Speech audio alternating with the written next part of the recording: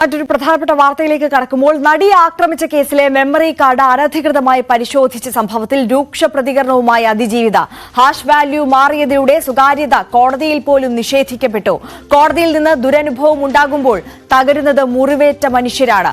സത്യസന്ധരായ ന്യായാധിപന്മാരുടെ കാലം അവസാനിച്ചിട്ടില്ലെന്നാണ് വിശ്വസിക്കുന്നതെന്നും സാമൂഹിക മാധ്യമത്തിലെ കുറിപ്പിൽ അതിജീവിത പറയുന്നു. ഡാനി പോൾ വിശദാംശങ്ങളുമായി ചേരുകയാണ്. ഡാനി, കഴിഞ്ഞ ദിവസമാണ് ഈ റിപ്പോർട്ട് വന്നത്. അതായത് 3 തവണ കോടതിയുടെ പക്കലിരിക്കെ ഈ മെമ്മറി കാർഡ്, സ്വകാര്യ ദൃശ്യങ്ങൾ അടങ്ങിയ മെമ്മറി കാർഡ് ആ വീഡിയോ പ്ലേ ചെയ്തിട്ടുണ്ട്, ആ ദൃശ്യങ്ങൾ മറ്റ് ആളുകൾ കണ്ടിട്ടുണ്ട് എന്നുള്ള തരത്തിലുള്ള റിപ്പോർട്ട് വന്നു. സ്വാഭാവികമായും അതിജീവിതയെ സംബന്ധിച്ച് അത് ഒരിക്കലും സഹിക്കാൻ കഴിയാത്ത ഒരു കാര്യം തന്നെയാണ്. നമ്മളൊക്കെ നമ്മുടെ നീതിന്യായ വ്യവസ്ഥയും കോടതിയും ഒക്കെ വിശ്വസിച്ച് ജീവിക്കുന്ന ആൾക്കാരാണ്. ആ ഒരു പശ്ചാത്തലത്തിൽ കോടതിയിൽ പോലും ഇത്തരത്തിലുള്ള തെളിവുകളൊന്നും സുരക്ഷിതമല്ല എന്നുള്ള തരത്തിലേക്ക് കാര്യങ്ങൾ എത്തുമ്പോൾ ഇത്തരത്തിലുള്ള വികാര വിക്ഷോഭങ്ങൾ, പ്രകടനങ്ങൾ ഒക്കെ ഉണ്ടാകും. എന്തൊക്കെ കാര്യങ്ങളാണ് അതിജീവിത കുറിപ്പിൽ പറയുന്നത്? സമൂഹ മാധ്യമത്തിൽ അവരെ കുറിച്ചിരിക്കുന്നത് വളരെ അവർക്ക് നേരിട്ട ഇത്തരം ഒരു ദുരനുഭവത്തിന്റെ ഒരു നേർചിത്രം തന്നെയാണ് അവർ വാക്കുകളിലൂടെ കുറിച്ചിട്ടിരിക്കുന്നത്. ഇത് വളരെ ഞെട്ടിക്കുന്നതാണ് തീർച്ചയായും ഈ സംഭവം എന്ന് അവർ പറയുകയും അതിൽ വ്യക്തമാക്കുകയും ചെയ്യുന്നു. കേസുമായി ബന്ധപ്പെട്ട മെമ്മറി കാർഡിന്റെ ഹാഷ് വാല്യൂ മാറിയതിലാണ് വിചാരണ കോടതി ഒരു അന്വേഷണം നടത്തി ഇതിന്റെ ഭാഗമായിട്ട് റിപ്പോർട്ട് സമർപ്പിച്ചിട്ടുള്ളത്. ഈ റിപ്പോർട്ട് തനിക്ക് ലഭിച്ചിരിക്കുന്നത് ഹൈക്കോടതിയുടെ നിർദ്ദേശപ്രകാരമാണ് തനിക്ക് ലഭിച്ചിട്ടുള്ളത് എന്ന് അവർ സൂചിപ്പിച്ചുകൊണ്ടാണ് അവർ കാര്യങ്ങൾ പറയുന്നത്. ഇത് ഒരു വ്യക്തിയുടെ മൗലിക അവകാശമാണ് ഇത്തരം കാര്യങ്ങൾ, സ്വകാര്യത എന്ന് പറയുന്നത്.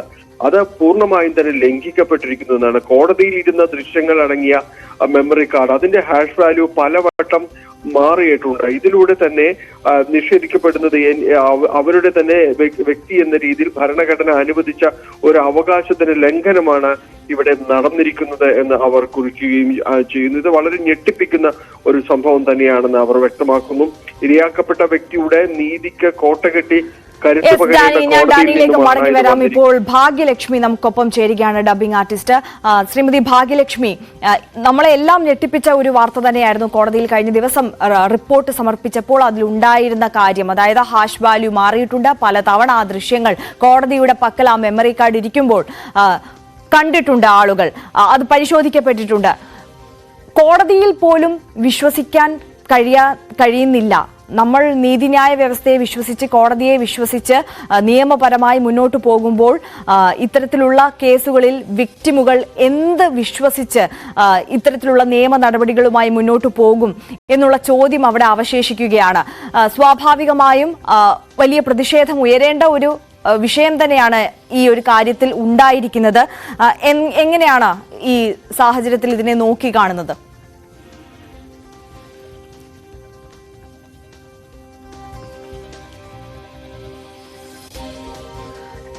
ഭാഗ്യലക്ഷ്മി കേൾക്കുന്നുണ്ടോ? യെസ്, ഭാഗ്യലക്ഷ്മിയിലേക്ക് തിരികെ എത്താം. ഇപ്പോൾ ഡാനി പോൾ തുടരുന്നുണ്ട്. ഡാനി, ഷോക്കിംഗ് ആൻഡ് അൺഫെയർ എന്നുള്ളതാണ് അതിജീവിത ഈ കുറിപ്പിനകത്തിൽ പറയുന്നത്. ഈ റിപ്പോർട്ട് സമർപ്പിച്ചതിന്റെ വിശദാംശങ്ങൾ കൂടി എടുക്കുകയാണെങ്കിൽ എങ്ങനെയാണ് ഈ റിപ്പോർട്ടിലുള്ള കാര്യങ്ങൾ കൂടി പരിശോധിക്കുമ്പോൾ? റിപ്പോർട്ട് കഴിഞ്ഞ ദിവസങ്ങളിൽ സമർപ്പിച്ചപ്പോൾ തന്നെ അതിൽ വ്യക്തമാക്കുന്നുണ്ട്, ഈ നടിയുടെ ആരോപണങ്ങൾ ശരിവെക്കുന്ന രീതിയിൽ തന്നെയായിരുന്നു പ്രിൻസിപ്പൽ സെഷൻസ് ജഡ്ജിയുടെ അന്വേഷണ റിപ്പോർട്ട് വന്നിരുന്നത്.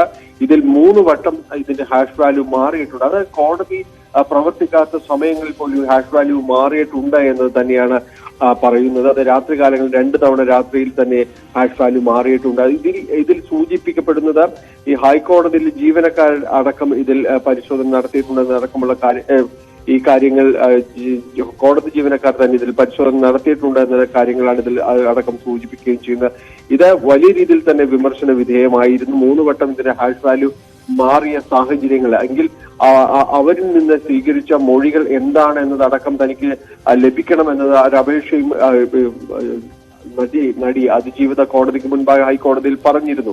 ഈ ഒരു അന്വേഷണം സഹപ്രവർത്തകരെ സംരക്ഷിക്കുന്ന രീതിയിലുള്ള ഒരു റിപ്പോർട്ടാണ് തയ്യാറാക്കിയതെന്ന ഗുരുതരമായ ആരോപണവും അവർ ഉന്നയിച്ചു. കാരണം ഈ അന്വേഷണം വളരെ രഹസ്യമായി നടത്തി, എന്താണ് തനിക്ക് പറയാനുള്ളതെന്ന് പോലും അത് പറഞ്ഞിരുന്നില്ല എന്നതടക്കമുള്ള കാര്യങ്ങൾ ചൂണ്ടിക്കാണിക്കുകയും ചെയ്യുന്നു. മജിസ്ട്രേറ്റിന്റെ കസ്റ്റഡിയിലായിരുന്ന മെമ്മറി കാർഡ് കോടതിക്ക് പുറത്തേക്ക് പോകേണ്ട ഒരു സാഹചര്യം ഉണ്ടായിരിക്കുന്നു.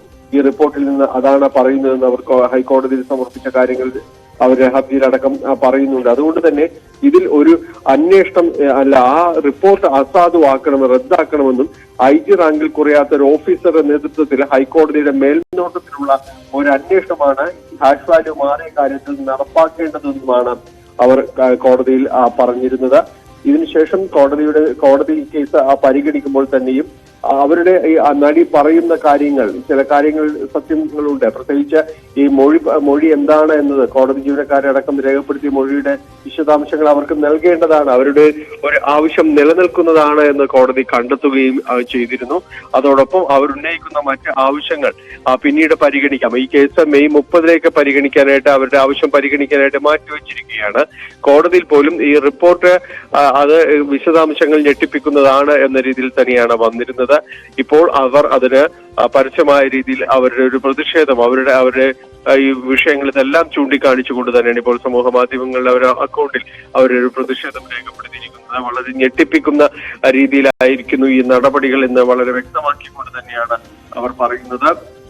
എന്തായാലും കോടതിയിൽ നീതിന്യായ വ്യവസ്ഥയിൽ അവർ വിശ്വസിക്കുന്നു.